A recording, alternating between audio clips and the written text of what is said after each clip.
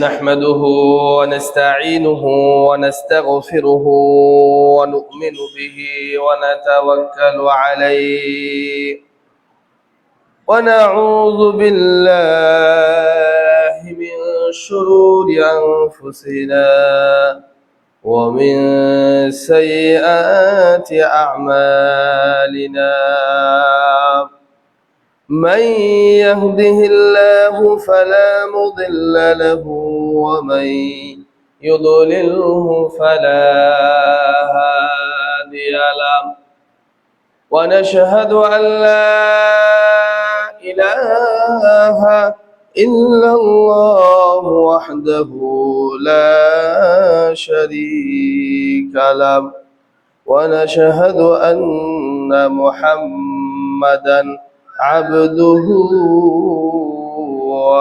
ورسوله أرسله بالحق بشيرا ونذيرا وداعيا إلى الله بإذنه وسراجا منيرا أما بعد فإن خير الحديث كتاب الله وخير الهدي هدي محمد صلى الله عليه وسلم وشر الأمور محدثاتها وكل محدثة بدعة وكل بدعة ضلالة وكل ضلالة في النار من يطع الله ورسوله فقد رشد ومن يعصهما فإنه لا يضر إلا نفسه ولا يضر الله شيئا بعد أعوذ بالله من الشيطان الرجيم يا أيها الذين آمنوا اتقوا الله حق تقاته ولا تموتن إلا وأنتم مسلمون يا أيها الذين آمنوا اتقوا الله وقولوا قولا سديدا يصلح لكم أعمالكم ويغفر لكم ذنوبكم ومن يطع الله ورسوله فقد فاز فوزا عظيما وقال الله تعالى إلى آية أخرى أعوذ بالله من الشيطان الرجيم من ذا الذي يقرض الله قرضا حسنا فيضاعفه له وله أجر كريم وقال الله تعالى إلى آية أخرى مثل الذين ينفقون أموالهم في سبيل الله كمثل حبة أنبتت 7 سنابل في كل سنبلة 100 حبة والله يضاعف لمن يشاء والله واسع عليم إلى آخر الآيات. عن أبي هريرة رضي الله عنه قال قال رسول الله صلى الله عليه وسلم لا ينجي أحدا منكم عمله قالوا ولا أنت يا رسول الله قال ولا أنا إلا أن يتغمدني الله برحمة سددوا وقاربوا واغدوا وروحوا وشيء من الدجلة رواه البخاري إلى آخر الحديث أو كما قال عليه الصلاة والسلام আলহামদুলিল্লাহ, যাবতীয় প্রশংসা, যাবতীয় গুণগান মহান আল্লাহ তাআলার দরবারে, যিনি আমাদেরকে সুস্থ রেখে সুস্থতার সাথে তার হুকুম পালন করার উদ্দেশ্য নিয়ে মসজিদে আসার, বসার, কিছু কথা বলা এবং শোনার জন্য তৌফিক দিলেন। সেজন্য অন্তঃস্থল থেকে শুকরিয়া আদায় করি, বলি আলহামদুলিল্লাহ। দরুদ ও সালাম বর্ষিত হোক আখিরি জামানার সর্বশেষ নবী মুহাম্মদ সাল্লাল্লাহু আলাইহি ওয়াসাল্লামের উপর। সকলেই সংক্ষিপ্তভাবে দরুদ পেশ করি, সকলে বলি সাল্লাল্লাহু আলাইহি ওয়াসাল্লাম। সম্মানিত উপস্থিত মুসল্লিয়ানে কেরাম, কালামে পাক থেকে বেশ কয়েকটি আয়াত এবং রাসূলুল্লাহ সাল্লাল্লাহু আলাইহি ওয়াসাল্লামের মুখনিসৃত অসংখ্য হাদিস থেকে এখানে হাদিস পাঠ করেছি। এই আয়াত এবং হাদিসকে সম্মুখে রেখে আজকের খুতবার সংক্ষিপ্ত সময়ের আলোচ্য বিষয় আল্লাহকে উত্তম ঋণ। মহান আল্লাহ তাআলা যদি তৌফিক দান করেন, উল্লেখিত বিষয়ের উপর তথ্যবহুল আলোচনা করার জন্য চেষ্টা করব ইনশাআল্লাহ। ওয়া মা তাওফীকি ইল্লা বিল্লাহ, আলাইহি তাওয়াক্কালতু ওয়া ইলাইহি উনীব। আল্লাহকে উত্তম ঋণ, এটার মানে হলো উনফিকু ফি সাবিলিল্লাহ। উনফিকু ফি সাবিলিল্লাহ, তোমরা আল্লাহর রাস্তায় ব্যয় করো। এটাই হলো আল্লাহকে উত্তম ঋণ, যে উনফিকু ফি সাবিলিল্লাহ, তোমরা আল্লাহর রাস্তায় ব্যয় করো, এটাই হলো কি উত্তম ঋণ। এই ব্যাপারে মহান আল্লাহ তাআলা সূরা হাদীদ 57 নম্বর সূরার 11 নম্বর আয়াতে আল্লাহ তাআলা বলছেন, মান যাল্লাযী ইউকরিদুল্লাহু করদান হাসানান ফায়ুদাইফাহু লাহু ওয়া লাহু আজরুন কারীম। মান যাল্লাযী ইউকরিদুল্লাহু করদান হাসানা, কে আছো যে আল্লাহ তাআলাকে উত্তম ঋণ দিবে? আল্লাহ তাআলা জিজ্ঞাসা করছেন যে মান যাল্লাযী ইউকরিদুল্লাহু করদান হাসানা, তোমাদের মাঝে কে এমন আছে যে আল্লাহকে উত্তম ঋণ দিবে? ফায়ুদাইফাহু লাহু, অতঃপর আল্লাহ তাআলা সেটাকে বহুগুণ বৃদ্ধি করবেন। স্বয়ং আল্লাহ বলছেন যে তোমাদের মাঝে এমন কি কেউ আছে যে আল্লাহকে উত্তম ঋণ দিবে? পরের অংশে আল্লাহ তাআলা বলছেন ফায়ুদাইফাহু লাহু ওয়া লাহু আজরুন কারীম, এবং আল্লাহ তাআলা কি করবেন? তার জন্য তা বহু গুণে বৃদ্ধি করে দিবেন, আর তার জন্য রয়েছে, এবং এই উত্তম ঋণ যে দিবে তার জন্য রয়েছে উত্তম পুরস্কার। আমি শুরুতে বলেছি যে উত্তম ঋণ মানে হলো কি উনফিকু ফি সাবিলিল্লাহ, আল্লাহর রাস্তায় তোমরা ব্যয় করো, এটার নাম হলো কি উত্তম ঋণ। আর আল্লাহ তাআলা নিজে এখানে চাচ্ছেন যে তোমাদের মাঝে কে আছে এমন যে আল্লাহকে উত্তম ঋণ দিবে, অতঃপর আল্লাহ তাআলা এটাকে বহুগুণ বৃদ্ধি করবেন, এবং তার জন্য রয়েছে মহা পুরস্কার, আজরুন কারীম, সম্মানিত পুরস্কার। যে আল্লাহকে উত্তম ঋণ দিবে তার জন্য কি রয়েছে? সম্মানিত পুরস্কার রয়েছে।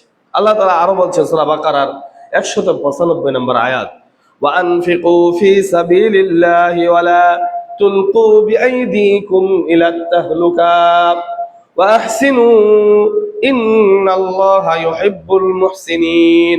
ওয়া আনফিকু ফি সাবিলিল্লাহ, তোমরা আল্লাহর রাস্তায় ব্যয় করো, আল্লাহর রাস্তায় দান করো। ওয়া লা তুলকু বিআইদিকুম ইলাত তাহলুকা, এবং তোমরা নিজেদেরকে ধ্বংসে নিক্ষেপ করো না। প্রথম কথা আল্লাহ তাআলা বললেন যে তোমরা আল্লাহর রাস্তায় দান করো, ব্যয় করো।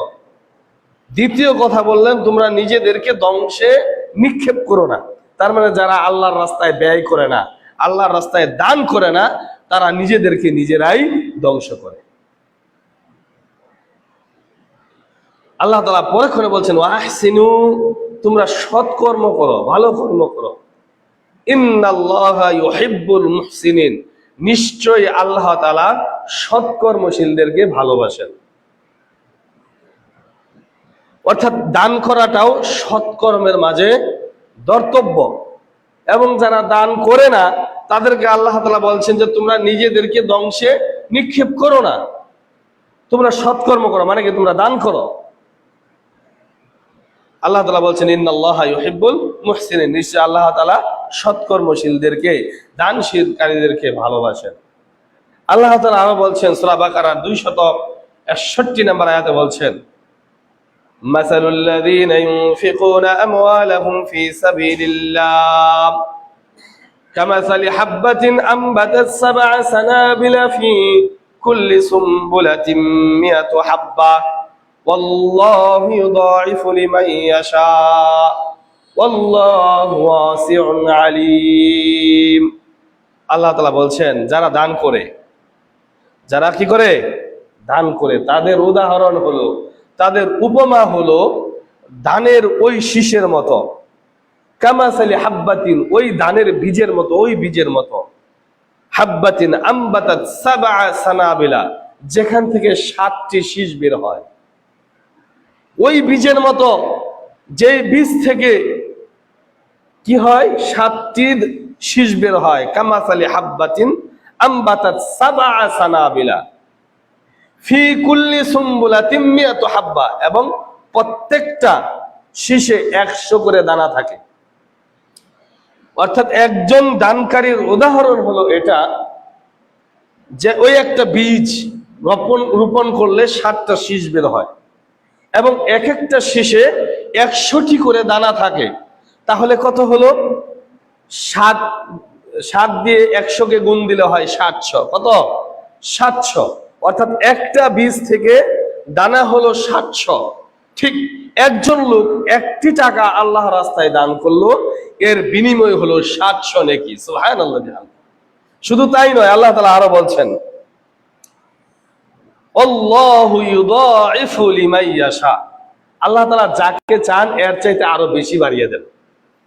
দেখেন না, আমরা যারা দান আবাদ করি, যারা কৃষি কাজ করি, কারো খেতে হয় পাখিতে 20 মণ, কারো আবার হয়ে যায় 22 মণ, কারো আবার হয়ে যায় কি 22 মণ। যদি চর্চার কথা বলেন, খেতে পরিশ্রমের কথা বলেন, পানির কথা বলেন, সার বীজের কথা বলেন, সবকিছুই আমরা সকলেই সমহারেই করেছি। সমাহারে কি করেছি? তারপরে দেখবেন কারো খেতে কম, কারো খেতে বেশি। কারণ কি? কারণ হলো এটাই যে আল্লাহ যাকে চান তাকে আরো বাড়িয়ে দেন।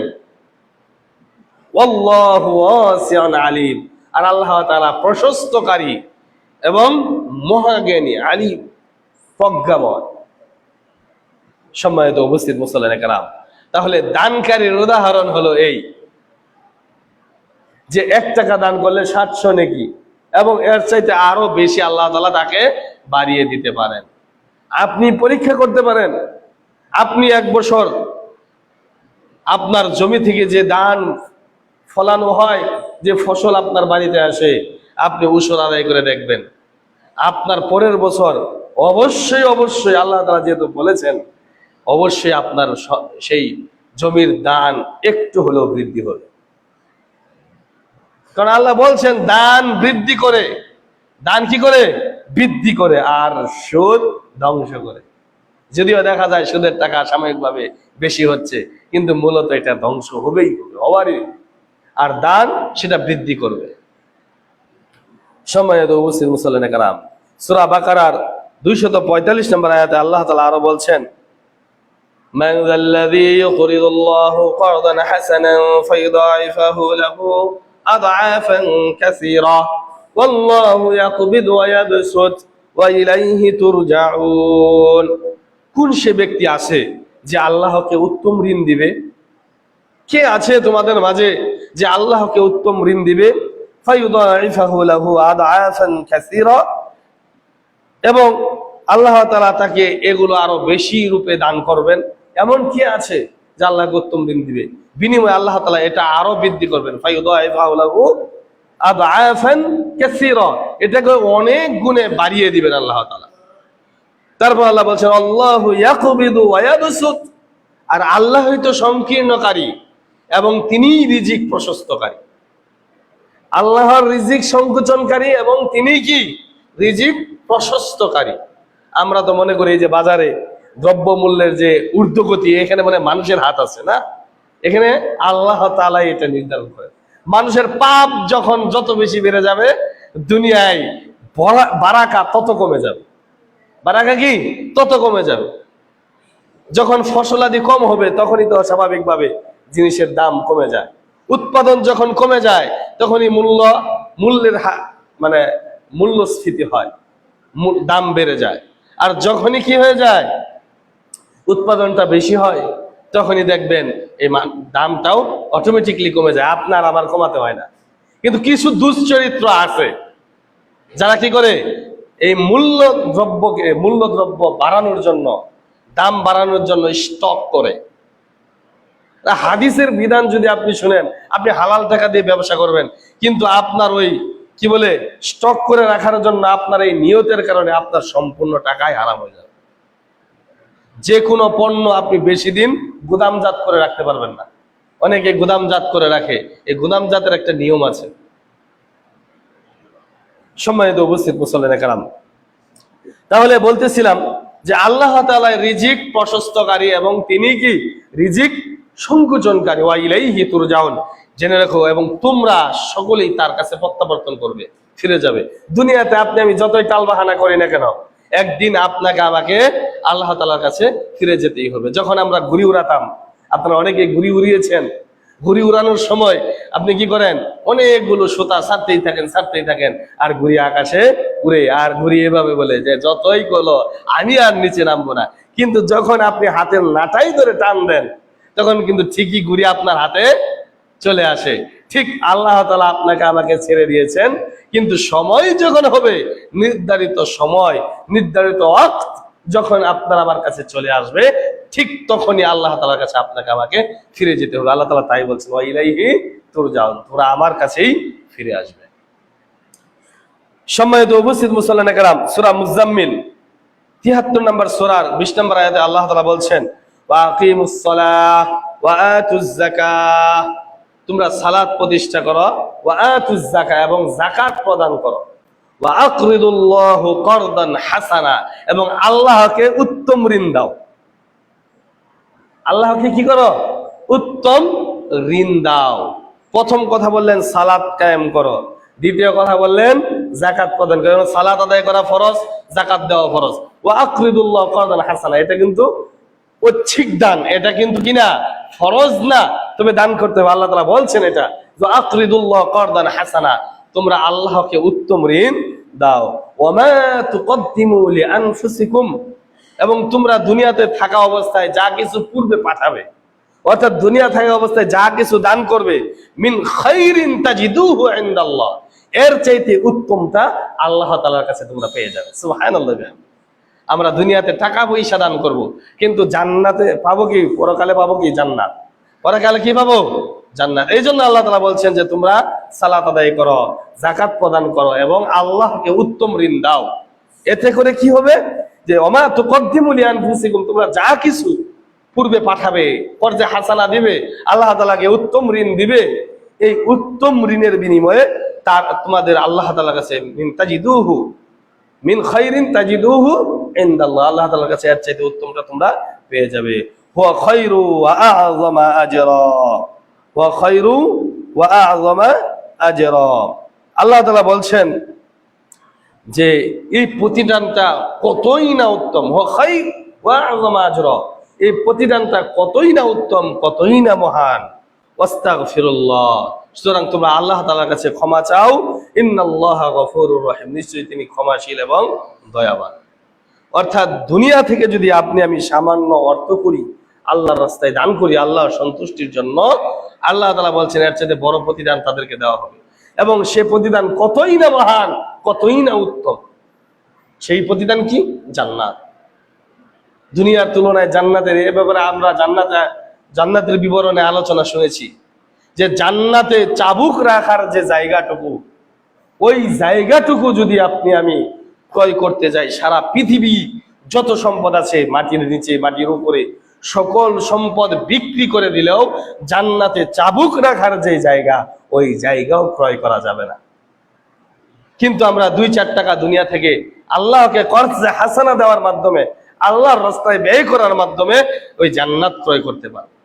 সম্মানিত উপস্থিত মুসল্লিনে কেরাম, যখন সূরা বাকারার 245 নম্বর আয়াত নাজিল হলো মাদানী যুগে, নবী সাল্লাল্লাহু আলাইহি ওয়াসাল্লাম যখন মদিনায় ছিলেন, মদিনা থাকা অবস্থায় যখন সূরা বাকারা 245 নম্বর আয়াত নাজিল হলো, তখন কাফেররা বলছিল যে আল্লাহ তাআলা বলছেন মানজাল্লাযী ইউকরিদুল্লাহ কারদান হাসানা, কে আছো যে আল্লাহকে উত্তম ঋণ দিবে।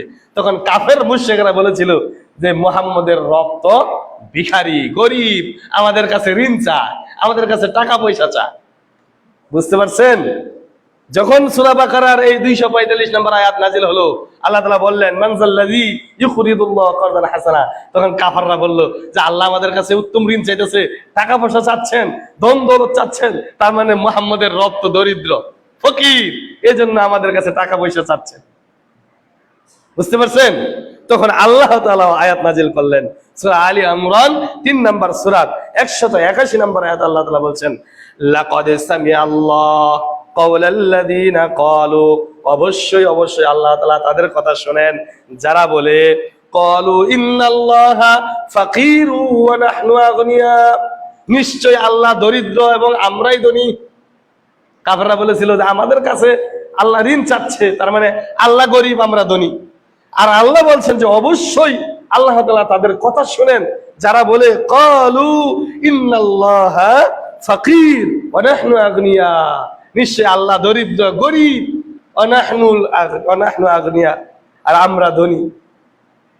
সানাকতুবু মা ক্বালু ওয়া কাতলাহুমুল আমবিয়া বিগাইরি হক, আল্লাহ তাআলা বলছেন অবশ্যই তারা যা বলছে সেগুলো আমি লিপিবদ্ধ করে রাখছি, এবং তারা যে নবীদেরকে হত্যা করেছে, বনি ইসরায়েলরা অনেক নবী রাসূল আল্লাহর হত্যা করেছে, তাদের ব্যাপারে বলছেন আল্লাহ তাআলা তাদের সব কিছুই আমি লিখে রাখছি, বিগাইরি হক, অযথাই তাদেরকে হত্যা করেছে।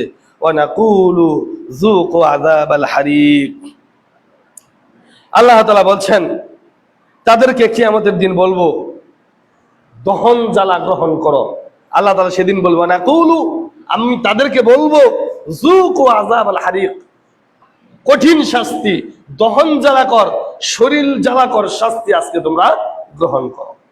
যারা কি বলছে যে আল্লাহ গরিব, আমরা ধনী, আল্লাহ আমাদের কাছে ঋণ চাচ্ছে, এবং যারা কি করছে নবীদেরকে হত্যা করেছে, তাদের সব কিছুই আমি লিপিবদ্ধ করে রাখছি, সব কিছুই আমি লিপিবদ্ধ করে রাখছি।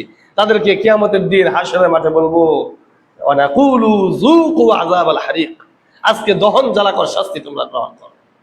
অর্থাৎ যারা দান করবে না, আল্লাহকে উত্তম ঋণ দিবে না, এবং বলবে যে আল্লাহ ফকির, আমাদের কাছে টাকা চায়, আল্লাহর ঘর আল্লাহই চালাবে, যেহেতু আল্লাহর ঘর আল্লাহই চালাবে, সেখানে আমার দান করার কি দরকার, তাদেরকে সেই দিন হাশরের মাঠে দহন জ্বালাকর শাস্তি দেওয়া হবে।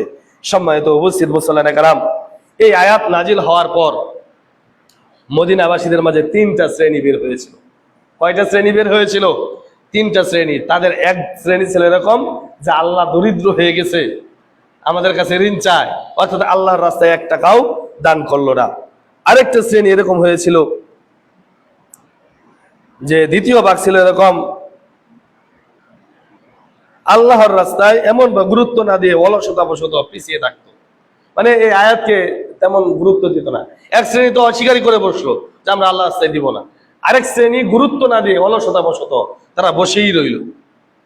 আর 3 নম্বর শ্রেণী এই আয়াতটাকে অগ্রাধিকার দিয়ে সম্মুখে এগিয়ে আসলো, যেমন আবু বকর রাদিয়াল্লাহু আনহু, উমর রাদিয়াল্লাহু আনহু, উসমান রাদিয়াল্লাহু আনহু, আলী রাদিয়াল্লাহু আনহু এবং প্রসিদ্ধতম সাহাবীরা এই আয়াতকে প্রাধান্য দিয়ে সম্মুখে এগিয়ে আসলেন।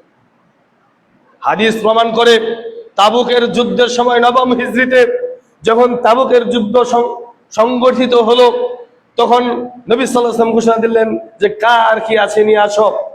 তখন আবু বকর রাদিয়াল্লাহু আনহু তার বাড়িতে গিয়ে তার বাড়িতে যা ছিল সব কিছু একটা পুটলার মাঝে বেঁধে নিয়ে এসে নবী সাল্লাল্লাহু আলাইহি ওয়াসাল্লামের কাছে উপস্থিত করলেন এবং বললেন আল্লাহর রাসূল, আমার কাছে যা ছিল সব কিছু এখানে নিয়ে এসেছি।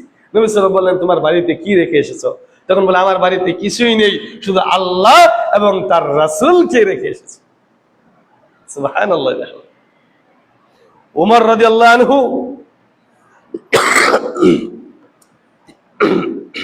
তিনি অনেক সম্পদ দান করেছিলেন, এবং উসমান রাদিয়াল্লাহু আনহু তাবুক যুদ্ধে 30,000 সৈন্য সামন্ত ছিল। হাদিস প্রমাণ করে উসমান রাদিয়াল্লাহু আনহু সেই 30,000 সৈন্য সামন্তের যা কিছু লাগতো প্রায় সব কিছুই তিনি এই যুদ্ধের রসদ তিনি সামান দিয়েছেন। সুবহানাল্লাহ। উসমান রাদিয়াল্লাহু আনহু একজন ধনী সাহাবী ছিলেন, আবু বকর রাদিয়াল্লাহু আনহু একজন দরিদ্র সাহাবী ছিলেন। উসমান রাদিয়াল্লাহু আনহু সেদিন মনে করেছেন যে কোনোদিন আমি আবু বকরকে পিছনে ফেলতে পারিনি, আজকে সুযোগ পেয়েছি আবু বকরকে আমি পিছনে ফেলবো।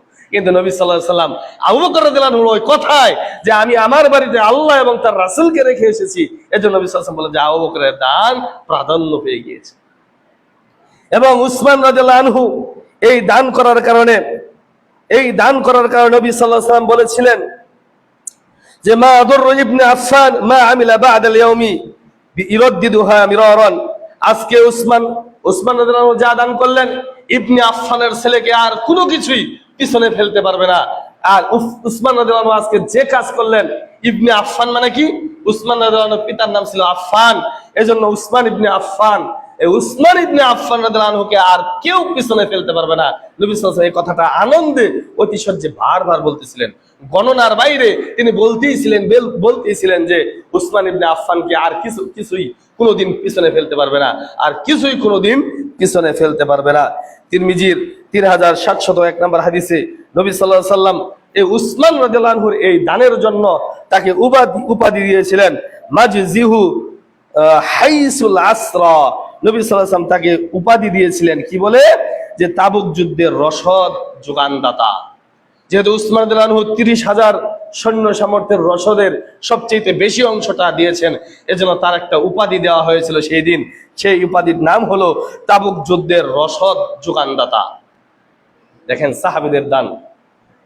এক শ্রেণী তো অস্বীকারই করলো যে 1 টাকাও দেব না, আরেক শ্রেণী অলসতাবশত পিছিয়ে রইল। কিন্তু সাহাবীদের মাঝে আবু বকর, ওমর, উসমান, আলী রাদিয়াল্লাহু আনহুম এবং প্রসিদ্ধ সাহাবীরা এগিয়ে আসলেন দান করার জন্য। আর একটা উপমা আপনাদের সম্মুখে দিলাম, সেটা হলো তাবুক যুদ্ধে আবু বকর রাদিয়াল্লাহু তার বাড়ির সব দিয়ে দিলেন, ওমর রাদিয়াল্লাহু তার সম্পদের অর্ধেক দিয়ে দিলেন, উসমান রাদিয়াল্লাহু 30,000 সৈন্যের প্রায় সম্পূর্ণ রসদ তিনি দিয়েছিলেন। এবং এই তাবুক যুদ্ধটা অনেক দীর্ঘ হয়েছিল, অনেক লম্বা হয়েছিল। সম্মানিত উপস্থিত মুসল্লিনে কেরাম, কিভাবে আপনাদেরকে বুঝাই সাহাবীদের দানের উপমা কেমন ছিল। সম্মানিত উপস্থিত মুসল্লিনে কেরাম, আপনাদেরকে একটি ঘটনা সম্মুখে নিয়ে আসছি। মদিনায় একজন এতিম ছিলেন। মদিনায় কি ছিলেন? একজন এতিম ছিল। ওই এতিমের একটা বাগান ছিল, পাশে আরেকজনের বাগান ছিল। ওই এতিম ভাবলো যে আমি এই বাগানের মাঝখান দিয়ে একটা ওয়াল তৈরি করব। আমি এই বাগানের মাঝখান দিয়ে একটি কি করব? ওয়াল তৈরি করব। আপনি এই হাদিসটি পাবেন সুনান হাকিমের 2194 নম্বর হাদিস, আনাস ইবনে মালিক রাদিয়াল্লাহু আনহু থেকে বর্ণিত। অনেক বড় একটা হাদিস। ওই এতিম তার বাগানের মাঝখান দিয়ে সোজা একটা বেড়া দিবে, ওয়াল তৈরি করবে।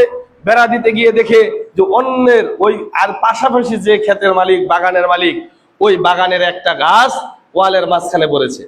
যে এখন যদি ওয়াল করতে যায় সোজা করে, তাহলে সেটা তার নিজের ক্ষেতে নিজের অংশে পড়ে যাবে। আর যদি বাঁকা করে দিয়ে যে ওয়াল বাঁকা হয়ে যাবে, সোজা হবে না। এজন্য ওই বাগানের লোককে ওই এতিম ছেলেটি বারবার বোঝাতে চাচ্ছে, তাকে বোঝাচ্ছে যে আপনি এটা আমাকে দিয়ে দিন, আপনি এটা আমাকে কি করেন? দিয়ে দিন, দান করে দিন। তখন দান করার কথা বললে যে না, আমি এটা দান করব না।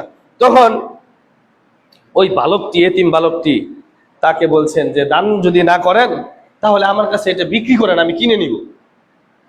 তখন তাও সে রাজি হচ্ছে না, রাজি হয়ই না শেষ পর্যন্ত। এই ঘটনাগুলো নবী সাল্লাল্লাহু আলাইহি ওয়াসাল্লামের কাছে গিয়ে ওই এতিম বালকটি বলেছেন যে আমার বাগানে এরকম হয়েছে, যেগুলো আগে বললাম সবকিছু বিশদভাবে বর্ণনা করেছেন। বর্ণনা করার পর নবী সাল্লাল্লাহু আলাইহি ওয়াসাল্লাম ওই লোকটাকে ডাকলেন।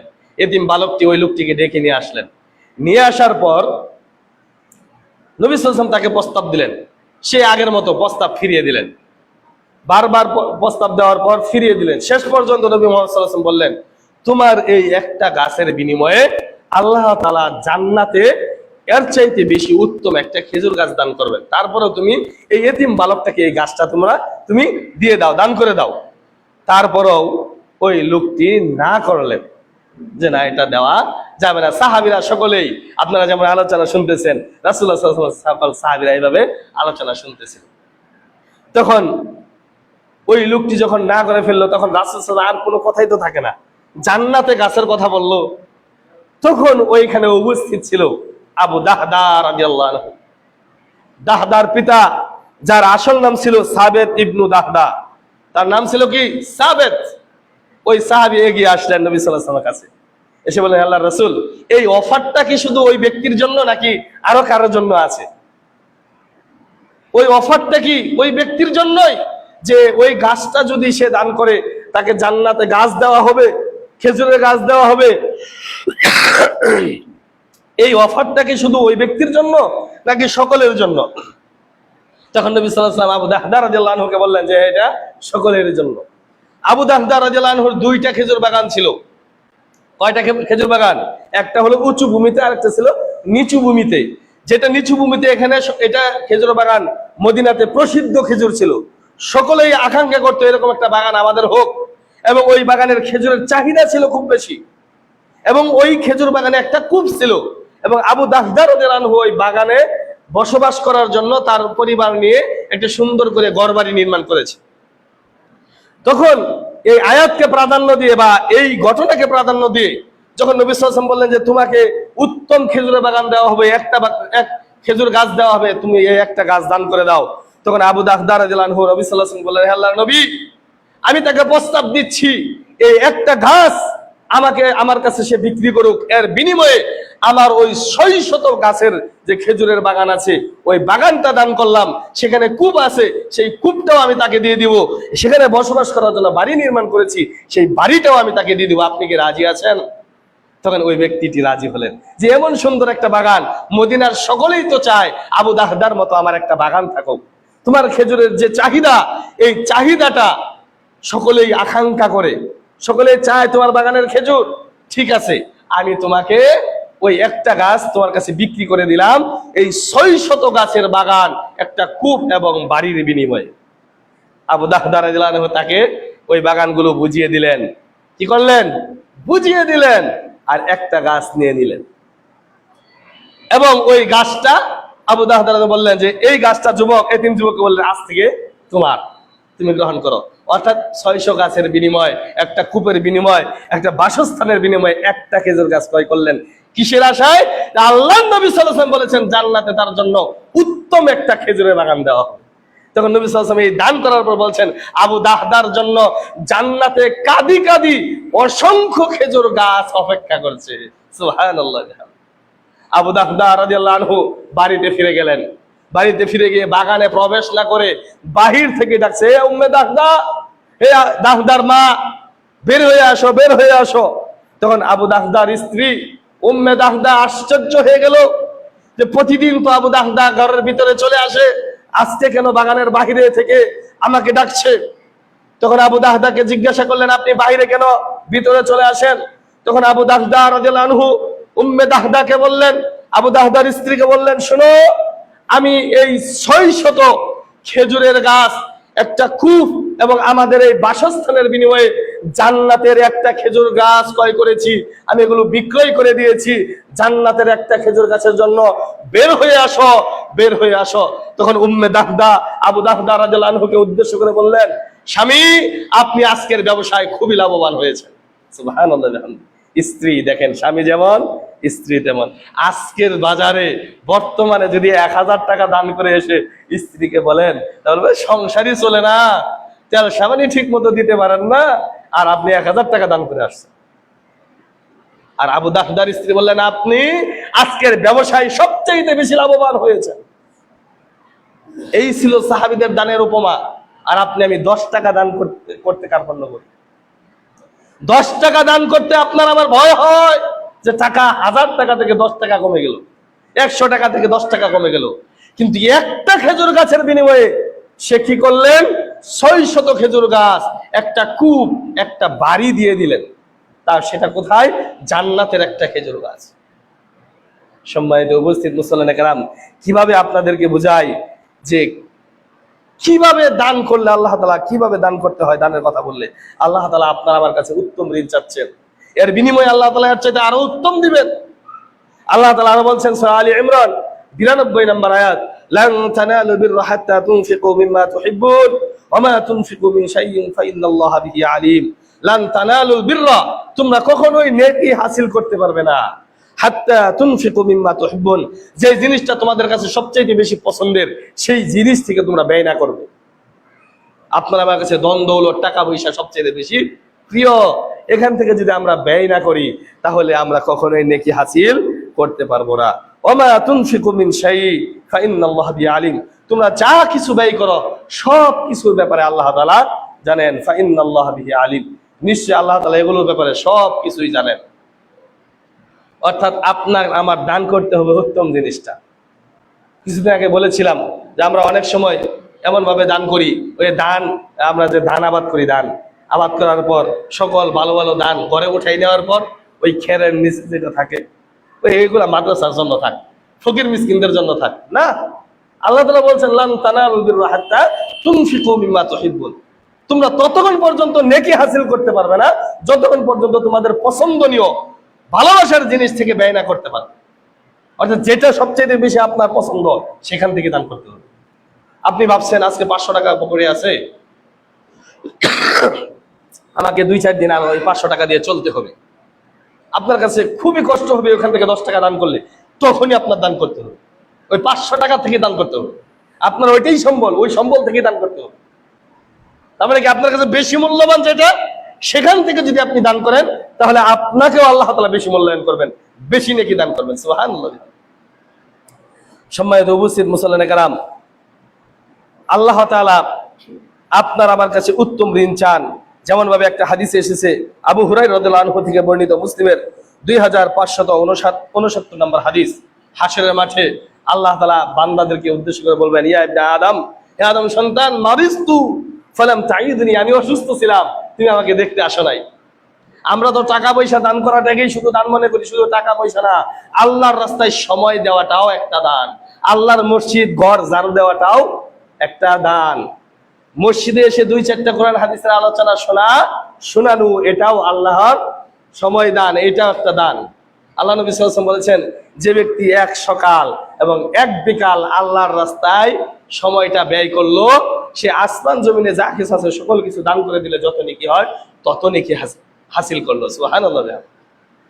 এবং সেই সময়টা কোরআন এবং সহিহ হাদিসের আলোকে হতে হবে, উপদেশটা কোরআন এবং সহিহ হাদিসের আলোকে দিতে হবে। সম্মানিত উপস্থিত মুসল্লিনে কেরাম, আল্লাহ তাআলা হাশরের মাঠে এভাবে বলবেন, আমি অসুস্থ ছিলাম, তুমি তো আমাকে সেবা করার জন্য আসো নাই। তখন বান্দা বলবে, ক্বালা ইয়া রাব্বি কাইফা আউদুকা ওয়া আনতা রাব্বুল আলামিন, হে আল্লাহ, আমি আপনাকে কিভাবে সেবা করব, আপনি তো বিশ্বজাহানের প্রতিপালক। তখন আল্লাহ তাআলা বলবেন, ক্বালা আম্মা আলিমতু আন্না আবদি ফুলানান, আমার অমুক বান্দা অসুস্থ ছিল, তুমি জানতে, তুমি কি তার সেবা করেছিলে? তুমি যদি তার সেবা করতে তার পাশে আমাকে পেয়ে যেতে। সুবহানাল্লাহ। অর্থাৎ মানুষ অসুস্থ হলে তার সেবা শুশ্রূষা করতে হয়, তাকে দেখতে যেতে হয়। আল্লাহ তাআলা আবার বলবেন, আমি তোমার কাছে পানি চেয়েছিলাম, তুমি আমাকে পানি পান করাও নেই। তখন বান্দা বলবে, আমি তোমাকে কিভাবে পানি পান করাবো, তুমি তো রব্বুল আলামিন। তখন বলবে, অমুক বান্দা তোমার কাছে একদিন পানি চেয়েছিল পিপাসার্ত হয়ে, তুমি যদি তাকে পানি পান করাতে তাহলে তার কাছে আমাকে পেয়ে যেতে। আমি ক্ষুধার্ত ছিলাম, আমাকে তুমি খাবার দাওনি। তখন বান্দা বলবে, আপনি কিভাবে ক্ষুধার্ত হন, আপনি তো বিশ্ব জগতের প্রতিপালক, আমি আপনাকে কিভাবে খাওয়াবো? তখন আল্লাহ বলবেন, অমুক বান্দা তোমার কাছে খাবার চেয়েছিল, তুমি তাকে খাওয়াওনি, যদি তুমি তাকে খাওয়াতে তার পাশেই আমাকে পেতে। আল্লাহর রাস্তায় দান দেখেন, ওয়াকরিদুল্লাহ করদান হাসানা, এগুলোকে কর্জে হাসানা বলা হয়, উত্তম ঋণ বলা হয়। সম্মানিত উপস্থিত মুসল্লিনে কেরাম, জাবির রাদিয়াল্লাহু আনহু থেকে বর্ণিত, সুনানে আহমেদের 14260 নম্বর হাদিস, তিনি বলছেন, মান আদা মারিদান লাম ইয়াজাল ইয়াখুদুর রাহমা হাত্তা ইয়াজলিসু ফাইযা জালাসা আগতামিসু ফিহা। নবী সাল্লাল্লাহু আলাইহি ওয়াসাল্লাম বললেন, যখন কোনো মুমিন অসুস্থ হওয়ার পর তাকে দেখতে যাওয়ার জন্য বাড়ি থেকে বের হয়, তখন সে আল্লাহর রহমতের দরিয়ায় সাঁতার কাটতে থাকে। তারপর বলছেন, যাওয়ার পর যখন ওই রুগীটার পাশে বসে, অসুস্থ ব্যক্তির পাশে বসে, তখন ওই ব্যক্তি আল্লাহর রহমতের সাগরে হাবুডুবু খেতে থাকে। সুবহানাল্লাহ। দেখেন, অসুস্থ রোগীকে দেখতে বের হয়েছেন মানে কি, আল্লাহর রহমতের সাগরে আপনি সাঁতার কাটছেন। তার পাশে গিয়ে একটু বসেছেন, তার হাল অবস্থা সম্পর্কে জিজ্ঞাসা করছেন, আল্লাহ বলছেন ওই ব্যক্তি আবার রহমতে ডুব দিয়ে দিয়েছে। সুবহানাল্লাহ। দেখেন, অসুস্থ রোগী দেখতে গেলে আপনার লাভ। আল্লাহর রাস্তায় এভাবে সময় বের করতে হবে। সাওবান রাদিয়াল্লাহু আনহু থেকে বর্ণিত, মুসলিমের 568 নম্বর হাদিসে নবী সাল্লাল্লাহু আলাইহি ওয়াসাল্লাম বলছেন, ইন্নাল মুসলিমা ইযা আদা আখাহুল মুসলিমু লাম ইয়াজাল ফি খলিফাতুন ফিল জান্নাহ হাত্তা ইয়ারজিআ। যদি কোনো মুসলিম ব্যক্তি কোনো মুসলিম অসুস্থ ব্যক্তিকে দেখতে যায়, আল্লাহ তাআলা তার জন্য জান্নাতে একটি বাড়ি নির্মাণ করে দেন। সুবহানাল্লাহ। বলছেন যে ব্যক্তি আল্লাহর রাস্তায় আল্লাহর কোন বান্দা মুসলিম বান্দাকে দেখতে যায়, আল্লাহ তার জন্য জান্নাতে বাড়ি নির্মাণ করেন। ওই ব্যক্তি জান্নাতে বসবাস করে ততক্ষণ সময়, যতক্ষণ না সে ফিরে আসে। দেখেন আল্লাহর রাস্তায় এই সময়টা দিলেন কি, আপনার একজন মুসলিম ভাই অসুস্থ আছে, তাকে দেখতে গিয়েছেন। এজন্য আল্লাহ তাআলা আপনাকে এই ফজিলত দিচ্ছেন যে জান্নাতে একটা বাড়ি আপনার জন্য নির্মাণ করে দিবেন। সম্মানিত উপস্থিত মুসলিম কেরাম, আবু হুরায়রা রাদিয়াল্লাহু আনহু থেকে বর্ণিত, তিনি বলছেন, বুখারীর 6463 নম্বর হাদিস, নবী সাল্লাল্লাহু আলাইহি ওয়াসাল্লাম বলছেন, লা ইউনাজ্জি আহাদাম মিনকুম আমালাহু ক্বাল ওয়ালা আনতা ইয়া রাসূলুল্লাহ। আল্লাহ নবী সাল্লাল্লাহু আলাইহি ওয়াসাল্লাম বলছেন, কোন ব্যক্তি হাশরের মাঠে আমলের মাধ্যমে মুক্তি পেতে পারবে না। আমলের মাধ্যমে কোনো ব্যক্তি হাশরের মাঠে মুক্তি পাবে না। তখন সাহাবীরা বলেন, ক্বালু ওয়ালা আনতা ইয়া রাসূলুল্লাহ, হে আল্লাহর রাসূল, আপনিও কি নন? আপনিও কি মুক্তি পাবেন না আমলের মাধ্যমে? তখন সাহাবীরা নবী সাল্লাল্লাহু আলাইহি ওয়াসাল্লাম বলেন, ক্বালা ওয়ালা আনা, আমিও নই, আমিও আমলের মাধ্যমে সেই দিন মুক্তি পাবো না। ইল্লা আইয়াগতামিদুনি আল্লাহু বিরহমা, যতক্ষণ পর্যন্ত আল্লাহ তাআলা রহমত না করবেন, দয়া না করবেন, আমি নবী মুহাম্মদ সাল্লাল্লাহু আলাইহি ওয়াসাল্লাম নিজেও রেহাই পাবো না, সেদিন মুক্তি পাবো না আমলের মাধ্যমে, যে আল্লাহ রহমত না করেন। তাহলে পীর বাবারা কিভাবে মুরিদদেরকে সাফায়াত করবেন? হ্যাঁ, নবী মুহাম্মদ সাল্লাল্লাহু আলাইহি ওয়াসাল্লাম বলছেন, আমি নিজে আল্লাহ দয়া না করলে জান্নাতে যেতে পারবো না। সেখানে পীর বাবা কিভাবে বলে যে আমার মুরিদদেরকে আমরা কি করব, সাফায়াত করে জান্নাতে নিয়ে যাব? হ্যাঁ, সেই দিন কি থাকবে? যেমন বুড়িগঙ্গা নদীর কি বলে, কি চলে, লঞ্চ চলে, চরমোনায় ফিরে ওয়াজে বলে যে আমাদেরও সেই দিন পুলসিরাত পার হওয়ার জন্য এরকম একটা লঞ্চ থাকবে, স্টিমার থাকবে, সেই লঞ্চ দিয়ে আমার উম্মতদেরকে আমি পার করাই দিব। নাউজুবিল্লাহ। যেখানে নবী মুহাম্মদ সাল্লাল্লাহু আলাইহি ওয়াসাল্লাম বলছেন, আল্লাহ দয়া না করলে আমি নবী মুহাম্মদ জান্নাতে যেতে পারবো না। আর আমরা তো সাধারণ মানুষ, যার সামনে পিছনে কোনো গুনাহ ছিল না, তিনি একেবারে সত্যবাদী ছিলেন, জীবনে কোনোদিন মিথ্যা বলেননি, আমানতদারির দিক দিয়ে সর্বশ্রেষ্ঠ ছিলেন, চরিত্রের দিক দিয়ে সর্বশ্রেষ্ঠ ছিলেন, যার সামনে পিছনে কোনো গুনাহ ছিল না, তিনি আল্লাহ দয়া না করলে জান্নাতে যেতে পারবেন না। সেখানে পীর বাবা কোত্থেকে আসে? সম্মানিত উপস্থিত মুসল্লিয়ানে কেরাম, উত্তম ঋণ দানকারীর জন্য আল্লাহ তাআলার পুরস্কার রয়েছে হাশরের মাঠে। এই ব্যাপারে সূরা হাদীদের 12 নম্বর আয়াতে আল্লাহ তাআলা বলছেন, ইয়াউমা তারাল মুমিনিনা ওয়াল মুমিনাতি ইয়াসআ নূরুহুম বাইনা আইদিহিম ওয়া বিআইমানিহিম বুশরাকুমুল ইয়াউমা জান্নাত। আল্লাহ তাআলা বলছেন, ইয়াউমা তারাল মুমিনিনা ওয়াল মুমিনাত, সেদিন তোমরা মুমিন পুরুষ মুমিন নারীদেরকে দেখতে পাবে, নূরুহুম বাইনা আইদিহিম ওয়া বিআইমানিহিম, তার সামনে পিছনে ডানে বামে নূর আলো গুলো চমকাচ্ছে, নূর আলোগুলো চমকাচ্ছে। বুশরাকুমুল ইয়াউমা, আজকে তাদের জন্য সুসংবাদ, জান্নাত, জান্নাতের সুসংবাদ। কেমন জান্নাত? তাজরি মিন তাহতিহাল আনহার, যেই জান্নাতের তলদেশ দিয়ে নহর সমূহ প্রবাহিত হয়। খালিদিনা ফিহা, তারা সেখানে চিরস্থায়ী হিসেবে বসবাস করবে। যালিকা হুয়াল ফাউজুল আযীম, তাদের এই প্রত্যাবর্তন, তাদের এই পুরস্কার কতই না মহান। সম্মানিত উপস্থিত মুসল্লিয়ানে কেরাম, তাহলে যাদের নূর থাকবে, যারা মুমিন নারী মুমিন পুরুষ, তাদের চতুর্দিকে নূরগুলো চমকাইতে থাকবে এবং তাদের জন্য জান্নাতের সুসংবাদ। ইবনে মাসউদ রাদিয়াল্লাহু আনহু থেকে বর্ণিত, তিনি বলছেন, মুমিনগণ হাশরের মাঠে স্ব নূরে, নূর সহ পুল সিরাত পারি হবে। নূরের মাধ্যমে কি হবে? পুল সিরাত পারি হবে। কারো নূর হবে পাহাড় সমূহ, কারো নূর হবে একটা খেজুর গাছের মতো, কারো নূর হবে একজন দাঁড়ানো ব্যক্তির মতো, কারো নূর হবে সামান্য, যার সর্বশেষ যার নূর থাকবে তার এই বিদ্যাঙ্গুলি একবার আলোকিত হবে, একবার আলো নিভে যাবে, যাকে সবচেয়ে কম নূর দেওয়া হবে।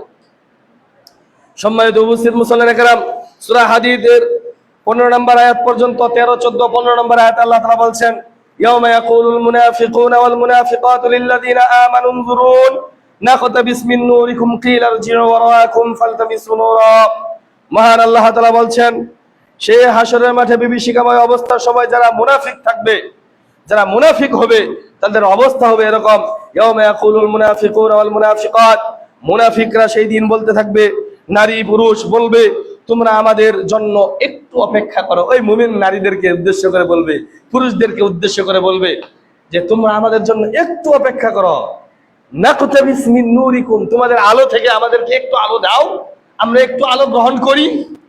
এটা বলবে মুনাফিকরা, যারা দুনিয়াতে থাকা অবস্থায় আল্লাহর বিধান মানেনি, আল্লাহর বিধানকে বিদ্যাঙ্গুলি দেখিয়েছে, যারা দুনিয়াতে থাকা অবস্থায় আল্লাহকে উত্তম ঋণ দেয়নি, তারা সেই দিন মুমিন পুরুষ মুমিন নারীদের আলো দেখে বলতে থাকবে আমাদেরকে নাকতাবিস মিন নূরিকুম, আমরা তোমাদের নূর থেকে, তোমাদের আলো থেকে একটু আলো গ্রহণ করি। তখন তারা বলবে কিল আরজিউ ওয়ারাকুম, তখন ওই মুমিন পুরুষ নারীরা বলবে তোমরা পিছনে চলে যাও, তোমরা পিছনে চলে যাও। নাকতাবিস মিন কিল আরজিউ ওয়ারাকুম ফালতামিসু নূরা, তোমরা পিছনে গিয়ে তোমাদের নূর তালাশ করো, আমাদের কাছে এই শোনা। ফাদারাবা বাইনাহুম বিসুরিল্লাহু বাব, সেখানে ওই ঘরের একটা দরজা থাকবে, বিসুরিল্লাহু বাব বাতিনুহু ফি রাহমা, তার ভিতরে থাকবে রহমত, ওয়া যাহিরুহু মিন ক্বাবলিহিল আযাব তিবালিহিল আযাব, এবং বাহিরে থাকবে শাস্তি। ওই ভিতরে থাকবে, অর্থাৎ ভিতরে থাকবে মুমিন নরনারীরা, এবং সেখানে মুনাফিকরা গিয়ে একটু আলো চাইবে, কিন্তু তাদেরকে আলো দেওয়া হবে না। ভিতরে থাকবে রহমত, বাহিরে থাকবে শাস্তি, এবং সেই শাস্তি পতিত হবে কারা? ওই মুনাফিকরা। ইউনাদুনাহুম আলাম নাকুম মাআকুম ক্বালু ওয়ালা ওয়ালাকিন্নাকুম ফাতানতুম আনফুসাকুম ওয়া তারাব্বাসতুম ওয়ারতাবতুম ওয়া গররাতকুমুল আমানিয়া হাত্তা জাআ আমরুল্লাহ ওয়া গায়রাকুম বিল্লাহিল গরুর। তারপর তাদেরকে আস্বাদন করা হবে, সেই শাস্তি তাদেরকে ঘেরাও করে নিবে, পাকড়াও করে নিবে, এবং তারা সেই শাস্তি ভোগ করতে থাকবে। সম্মানিত উপস্থিত মুসল্লিনা কেরাম, তারপর আল্লাহ তাআলা বলছেন ইন্নাল মুসাদ্দিকিনা ওয়াল মুসাদ্দিকাত ওয়া আকরিদুল্লাহ কারদান হাসানান ইদাআফ লাহুম আজরুন কারীম। বলতেছিলাম হাসরের মাঠে এদেরকে পুরস্কৃত করা হবে যারা আল্লাহকে উত্তম ঋণ দিবে। নিশ্চয়ই ইন্নাল মুসাদ্দিকিনা ওয়াল মুসাদ্দিকাত, নিশ্চয়ই দানকারী পুরুষ এবং দানকারী মহিলাদের যারা আকরাদুল্লাহ কারদান হাসানা, আল্লাহকে উত্তম ঋণ দিয়েছেন, ইদাআফ লাহুম ওয়া লাহুম আজরুন কারীম, তাদেরকে বহুগুণে বৃদ্ধি করে দেওয়া হবে। এই দান, এই কর্জে হাসানা, এই উত্তম ঋণ আল্লাহ তাআলা বহুগুণে বাড়িয়ে দিবেন, এবং ওয়ালাহুম আজরুন কারীম, এবং এর প্রতিদান হবে তাদের জন্য সম্মানিত প্রতিদান, আর সেটা হলো জান্নাত। সুবহানাল্লাহ। অর্থাৎ আমরা যারা আল্লাহকে উত্তম ঋণ দিব দুনিয়াতে থাকা অবস্থায়, কিয়ামতের দিন আল্লাহ তাআলার কাছে এগুলো আবার আমরা পেয়ে যাব। সেটা হলো কি? জান্নাত। এবং এই উত্তম ঋণ আপনি আমি মারা যাওয়ার পরও চলতে থাকে। আবু হুরায়রা রাদিয়াল্লাহু আনহু থেকে বর্ণিত মুসলিমের 1631 নম্বর হাদিস, নবী সাল্লাল্লাহু আলাইহি ওয়াসাল্লাম বলছেন ইযা মাতাল ইনসানু ইনকাতা আনহু আমালুহু ইল্লা মিন সাদাকাতিন জারিয়াতিন আও ইলমিন ইনতাফাউ বিহি আও ওয়ালাদিন সালিহ ইয়াদউ লা।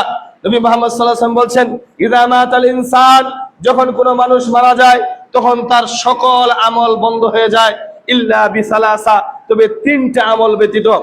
কয়টা আমল ব্যতীত? তিনটা আমল ব্যতীত সকল আমলের নেকি বন্ধ হয়ে যায়। তার মাঝে একটা হলো সাদাকাতুন জারিয়া, প্রবাহমান দান, একটা মসজিদ করে দিয়ে গেল, একটা ওযুখানা করে দিয়ে গেল, একটা টিউবওয়েল স্থাপন করে দিয়ে গেল, একটা গাছ লাগিয়ে গেল, একটা মাদ্রাসা নির্মাণ করে গেল। এরকম যত প্রবাহমান দান আছে, আপনি কবরে শুয়ে শুয়ে এই দানের নেকি পেতে থাকবেন।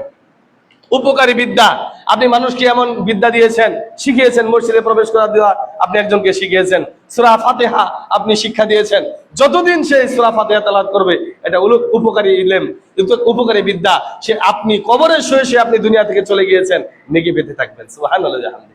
3 নাম্বার হলো নেক সন্তান, যেই সন্তান পৃথিবীতে পিতার জন্য দোয়া করবে, সন্তানের পিতামাতার জন্য দোয়া করবে, এই সন্তানের দোয়া কবরে শুয়ে শুয়ে পেতে থাকবে। নবী মুহাম্মদ সাল্লাল্লাহু আলাইহি ওয়াসাল্লাম বলছেন একজন লোক হঠাৎ করে আল্লাহকে বলবেন, তার মর্যাদা বৃদ্ধি করা হবে, তার স্থানকে আর উঁচুতে নিয়ে যাওয়া হবে। তখন ওই বান্দা আল্লাহকে জিজ্ঞাসা করবেন, আল্লাহ আমার এই মর্যাদা কেন দেওয়া হলো, আমাকে কেন এই উপরে দেওয়া হলো, কেন আমার মর্যাদা বাড়ানো হলো?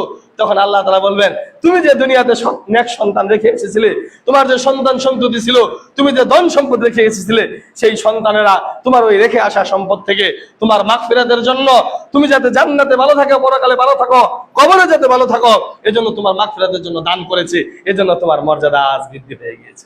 সুবহানাল্লাহ। আমরা কি চাই না আমাদের পিতামাতা ভালো থাকুক কবরে, আমাদের আত্মীয় স্বজন কবরে ভালো থাকুক? যদি চাই তাহলে আমাদেরকে কি করতে হবে? আল্লাহর রাস্তায় দান করতে হবে, আল্লাহকে উত্তম ঋণ দিতে হবে। আল্লাহ তাআলা আমাদের সকলকেই তৌফিক দান করুন, আমিন। সম্মানিত উপস্থিত মুসল্লিয়ানে কেরাম, তাহলে আলোচনা হলো আল্লাহকে উত্তম ঋণ দেওয়া, আমাদেরকে আল্লাহকে উত্তম ঋণ দিতে হবে। এটা পরে বলছি। প্রথম কথা যেটা বলবো সেটা হলো দুঃখের বিষয়, সেটা হলো আজকেও আপনার জায়গাটার কথা ভুলে গেলাম, গতকালকে সম্ভবত আপনার আমাদের যে আহলে হাদিসের মসজিদ আছে গাইবান্ধা মনে হয়েছে, গাইবান্ধাতে আহলে হাদিসদের একটা মসজিদ মাযহাবিরা ভেঙে দিয়েছে। দুঃখ এবং পরিতাপের সাথে বলতে হচ্ছে, গতকালকে, ইতিপূর্বে তো করেছে, গতকালকে এমন একটা ঘটনা ঘটেছে। এখন আপনাদের কাছে আমার কথা হলো, ভালো করে বুঝবেন, কেউ নেগেটিভ বুঝবেন না। আমাদের কাছে যারা আসে মাযহাবিরা আসে না মাঝে মাঝে তাবলীগ করতে, 3 দিনের জামাত বা 40 দিনের চিল্লা আয়সা 3 দিনে কথা বলে 7 দিন থেকে যায়। আমরা কি তাদেরকে কোন রকম আপ্যায়নের কুটি করি? যতটুকু আমাদের সামর্থ্য আছে তাদেরকে সম্মান দেওয়ার চেষ্টা করি, তাদেরকে আপ্যায়ন করার জন্য চেষ্টা করি। কিন্তু পরক্ষণে তারা কি করছে? আমাদের মসজিদগুলো ভেঙে দিয়েছে। এই জামাতের পূর্বে আরেকটা জামাতে এসেছিল না, জুমার খুতবা শুনেছে, তারা এখান থেকে শুনে গিয়ে বারান্দায় বসে বসে বলে এখানে নামাজও হয় না, খুতবাও হয় না। কি হয় না? আমরা যে খুতবা দিচ্ছি এটাও হয় না, আমাদের নামাজও হয়। আমাদের মসজিদে আসো, থাকো, ফ্যানের কারেন্ট বিল উঠাও, আমাদেরটা খাও, এবং আমাদেরকে বলো আমাদের নামাজ হয় না। এই একটা বিষয়গুলো, এবং আমাদের মসজিদগুলো তারা ভেঙে দিচ্ছে। এখন কথা হলো আপনাদের সাথে আমার, এই তাবলীগ আসবে, তাবলীগ আসার পূর্বে শর্ত দিবেন। প্রধান শর্ত, ফাজালে আমলের তালিম চলবে না। ভালো করে বুঝবেন, ফাজালে আমলের তালিম চলবে, তালিম চলবে কোরআনের তাফসির, তালিম চলবে বুখারী মুসলিমের। যদি আপনারা এই বুখারী মুসলিম এবং কোরআনের তাফসির পড়েন তাহলে আপনারা এখানে থাকেন, নচেত চলে যান। বিষয়টাকে বুঝতে পারছেন? আপনারা দোষ কাঁদে নেবেন না যে আপনারা বেরোন, তখন আপনারা শর্ত দিবেন। কি শর্ত? কোরআনের তাফসির পড়তে হবে, তাফসির ইবনে কাসির থেকে। বুখারীর যে অনুবাদ আছে তাওহীদ পাবলিকেশন, সেই তাওহীদ পাবলিকেশনের অনুবাদ পড়তে হবে। মুসলিমের অনুবাদ পাওয়া যায় তাওহীদ পাবলিকেশন থেকে, সেই মুসলিমের অনুবাদ পড়তে হবে। ফাজালে আমল পড়লে আপনারা এখানে আসতে পারবেন না। দ্বিতীয় শর্ত, মসজিদের ভিতরে কোনো রকম জর্দা খেতে পারবেন না। মসজিদের ভিতরে বা বাহিরে যেখানে হোক জর্দা খেতে পারবেন না। এই শর্তগুলো জুড়ে দেওয়ার পর যদি রাজি হয় তাহলে তাবলীগ ভিতরে ঢুকবে, নচেত ঢুকবে না। মসজিদের হিসাব আছে, আপনি আসলেন, আপনি বসে বসে জর্দা খাইলেন আর ফ্যান ছেড়ে কারেন্ট বিল উঠালেন, এটার হিসাব আপনাকে দিতে হবে। সম্মানিত উপস্থিত মুসল্লিয়ানে কেরাম, আরেকটা বিষয়, এই মহিলারা যে তাবলীগ করতে আসে, আচ্ছা বলুন তো, আল্লাহ তাআলা পৃথিবীতে কোনো মহিলাকে নবী করেছেন? বলেন, কোন মহিলাকে নবী করেছেন? কোন মহিলাকে কিন্তু কি করেন নাই? নবী করেন নাই। যদি আল্লাহ তাআলা বুঝতেন যে মহিলাদেরকে নবী করা উচিত, অবশ্যই আল্লাহ তাআলা মহিলাদেরকে নবী করতেন। আয়েশা রাদিয়াল্লাহু আনহা 2000-এর অধিক হাদিস বর্ণনা করেছেন, 2000-এরও অধিক হাদিস বর্ণনা করেছেন। কই, কোনদিন তো বাড়ি বাড়ি গিয়ে তাবলীগ করেন নাই, চাইলের বিনিময়ে, টাকার বিনিময়ে। এই মহিলাদেরকে আমি আগেও বলেছি এলাকাতে ঢুকতে দিবেন না, পারলে জাটা পিটা করবেন। আজকেও নাকি আমাদের এলাকাতে আয়োজন হয়েছে, এটা দুঃখের সাথে জানাতে হচ্ছে। এরা মসজিদে আসে না, বাড়িতে মহিলা ডেকে না তালিম করে। এরা মহিলাদের আমলকে নষ্ট করে ফেলে। কি বলে যে মাটিতে ঠেস দিয়ে সেজদা দিতে হবে, মাটিতে শুয়ে পড়তে হবে সেজদা দেওয়ার জন্য, আরো বিভিন্ন রকমের ভুল মাসালা তাদেরকে শেখায়। আরে সালাতের বিরোধী পার্থক্য তো নবী সাল্লাল্লাহু আলাইহি ওয়াসাল্লাম নিজেও করেন নাই। মহিলা পুরুষের সালাত একই, শুধু পার্থক্যের মধ্যে পার্থক্য হলে এটা মহিলারা ইমাম হতে পারবে না। মহিলারা কি হতে পারবে না? ইমাম হতে পারবে না। সালাতে ভুল হলে তাকবীর সুবহানাল্লাহ মুখ দিয়ে বলতে পারবে না, হাত দিয়ে ইশারা করবে। আর আপনি মহিলাদের সালাত আলাদা করছেন। আজকেও বলে দিচ্ছি, মা বোনেরা কান খুলে শুনে রাখুন, সেখানে চাল দিবেন না, সেই অনুষ্ঠানে উপস্থিত হবেন না। এখন যেখানে দেখবেন যে আসছে, পারলে জাটাপিটা করে দৌড়াবেন।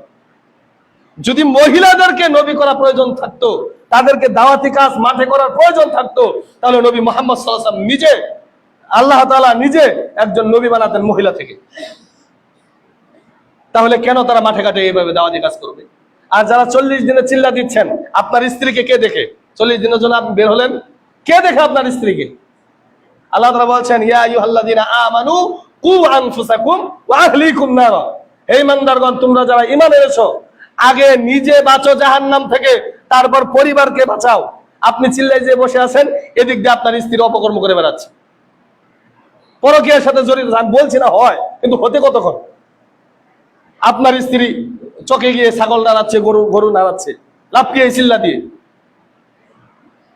একজন মহিলা 40 দিন কিভাবে একা যারা থাকে, এভাবে যারা বিবাহিত আছেন তারা কিন্তু সবই জানেন, বুঝেন, আমি সেগুলো বলছি না। এই যে 40 দিন আপনি চলে গেলেন, এই 40 দিন তার দ্বারা যদি কোনো পাপ হয়ে যায়, এই পাপের ভাগ কে নিবে? কে নিবে? এই জন্য বলছি, এরপর তাবলীগ আসলে শর্ত দিবেন। আপনি না বলতে পারেন, বলবেন ইমাম সাহেবের কাছে যান, ইমাম সাহেব যে কথাগুলো বলে আপনারা সাপোর্ট দিবেন। আপনারা যদি সাপোর্ট না দেন, আমি বলে লাভ নেই। আমি বলবো শর্ত দিব এইভাবে, যে এই শর্তগুলো যদি মানেন মসজিদে প্রবেশ করবেন, আর যদি না মানতে পারেন এখান থেকে চলে যান। আমি চাই আপনার সম্মান বজায় থাক, আমার সম্মান বজায় থাক। সম্মানিত উপস্থিত মুসল্লিরা কেরাম, এই বিষয়গুলো খেয়াল করবেন। আমরা তাদেরকে জামাই আদর করে খাওয়াই, আর তারা আমাদের মসজিদ ভেঙে দেয়। কই, আমরা তো কোনোদিন তাদের মসজিদ ভাঙলাম না। প্রায় এই ঘটনাগুলো ঘটছে।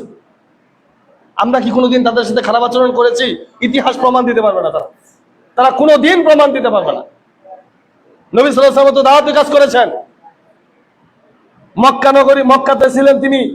মক্কা যখন থাকতে পারলেন না, মদিনায় চলে গেলেন। মদিনায় যখন ইসলামের জয় জয়কার হলো, তখন মদিনা থেকে তিনি মক্কায় চলে আসলেন। যতদিন প্রয়োজন ছিল মদিনায় থাকা, ততদিন তিনি মদিনাতে ইসলাম প্রচার করেছেন। তারপর মক্কায় এসেছেন। আরে নিজের ঠিক নাই, নিজের স্ত্রী সালাত আদায় করে না, নিজের মা, নিজের ছেলে, নিজের নিজের বোন, নিজের ভাই সালাত আদায় করে না, আরেকজনকে সালাতের দাওয়াত দিতে আসে। আল্লাহ তাআলা বলছেন, নিজে বাঁচো আগে, আহল পরিবারকে আগে বাঁচাও জাহান্নাম থেকে, তারপর আপনি অন্য জায়গায় যাবেন। আগে নিজের ভিতরে ইসলাম সেট করতে হবে। আপনি আয়েশা জর্দা খাইতেছেন, বিড়ি খাইতেছেন, আপনার ভিতরে তো ইসলাম নাই। আল্লাহ তাআলা বুঝার তৌফিক দান করেন, আমিন। সম্মানিত উপস্থিত মুসল্লিরা কেরাম, আলোচনার যে টপিক ছিল আল্লাহকে উত্তম ঋণ, এই উত্তম ঋণটা আপনারা দিবেন। আপনাদের কাছে আমার উদাত্ত আহ্বান রইল। দেখেন, একসাথে মাইকের 3টা ইউনিট কেটে গিয়েছে, প্রায় 1000 টাকার মতো, 1200 টাকার মতো লাগবে সম্ভবত। কারেন্ট বিল আসছে, যে আমার কাছে কারেন্ট বিলের কাগজ, গত মাসে আসছে হলো 2236 টাকা জরিমানা সহ, যেহেতু গত মাসে এটা দেওয়া হয় নাই, ডেট চলে গিয়েছে। এই মাসে আসছে হলো 2250 টাকা। 2250 টাকা, প্রায় সপ্তাহে আপনার 300-400 টাকা করে উঠলেও আপনার আরো সাংখ্যিক আরো খরচ আছে। টয়লেট পরিষ্কার করা হয়েছে 250 টাকা দিয়ে, এখানে একটা সুইচ লাগানো হয়েছে, সেখানে 250 টাকা খরচ হয়েছে। তো সব মিলিয়ে দেখা যায় এই মাসে 3000+ টাকা খরচ হয়েছে। কিন্তু এখন কারেন্ট বিল কোত্থেকে দেওয়া হবে? এজন্য আমি মনে করি আপনারা যার যার পক্ষ থেকে যতটুকু পারেন আল্লাহর রাস্তায় দান করবেন, আল্লাহকে কর্জে হাসানা দিবেন। যেমন আবু দাহদা রাদিয়াল্লাহু আনহু 600টি খেজুরের বাগানের গাছের বিনিময়ে, একটি কুবের বিনিময়ে, একটি বাড়ির বিনিময়ে জান্নাতে একটা খেজুর গাছ ক্রয় করে নিয়েছেন। আমরা কি চাই না আমাদেরও জান্নাতে খেজুর গাছ থাকুক, জান্নাতে গাছ থাকুক, বৃক্ষ থাকুক? তাহলে আমাদেরকে দানের হাতকে বাড়াতে হবে, দানের হাত বাড়াতে হবে। নবী সাল্লাল্লাহু আলাইহি ওয়াসাল্লাম মা বোনদের ব্যাপারে বলেছেন, মা বোনেরা দানের ব্যাপারে এগিয়ে থাকে। কিভাবে? ঈদের মাঠে নবী সাল্লাল্লাহু আলাইহি ওয়াসাল্লাম খুতবা থেকে, মেম্বার থেকে আবু হুরায়রা বেলাল রাদিয়াল্লাহু আনহুকে সাথে নিয়ে গেলেন। বেলাল রাদিয়াল্লাহু বললেন, তুমি চাদর বিছিয়ে দাও। মা বোনেরা যার কাছে যা ছিল, কেউ কানেরটা, কেউ নাকেরটা, কেউ হাতেরটা, যার কাছে যা ছিল সেখানে দান করে দিয়েছি। মা বোনদের দানের মনমানসিকতা একটু বেশি। মা বোনদেরকে আমি উদাত্তভাবে আহ্বান জানাই, আপনারা দানটা একটু বেশি করবেন। আল্লাহ তাআলা আমাদের সকলকে তৌফিক দান করুন, আমিন। ওয়া আখিরু আলহামদুলিল্লাহি রাব্বিল আলামিন।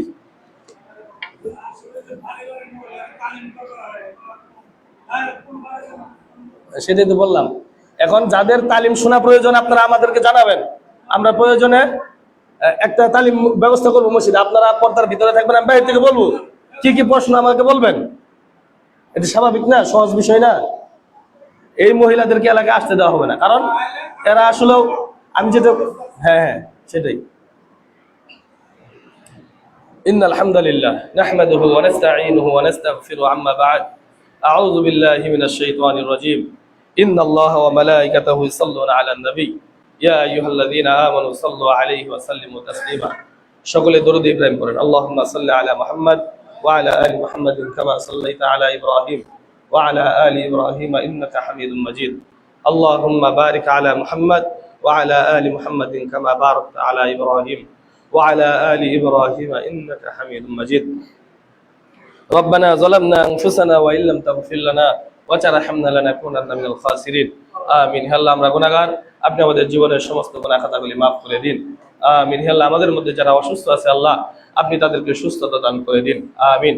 পৃথিবীর শুরু থেকে মুহূর্তকাল পর্যন্ত যত মুমিন মুত্তাকিন নরনারী অন্ধকার কবর বাসিন্দা হয়ে গেছে, আল্লাহ আপনি তাদেরকে মাফ করে দিন। আমিন। হে আল্লাহ, আমাদের মধ্যে যারা বিপদগ্রস্ত আছে তাদের বিপদকে আপনি দূর করে দিন। আমিন। খুতবার সংক্ষিপ্ত সময় যা আলোচনা করা হলো, এই আলোচনার উপর আমাদের সকলকেই আমল করার তৌফিক দিয়ে দিন। আমিন। ইবাদাল্লাহ রাহিমাকুমুল্লাহ, ইন্নাল্লাহা ইয়া'মুরু বিল আদলি ওয়াল ইহসান ওয়া ইতা'i যিল কুরবা ওয়া ইয়ানহা আনিল ফাহশাই ওয়াল মুনকারি ওয়াল বাগই ইয়া'iযুকুম লা'আল্লাকুম তাযাক্কারুন ফাযকুরুনি আযকুরকুম ওয়াশকুরু লি ওয়া লা তাকফুরুন। আকিমু সুফুফাকুম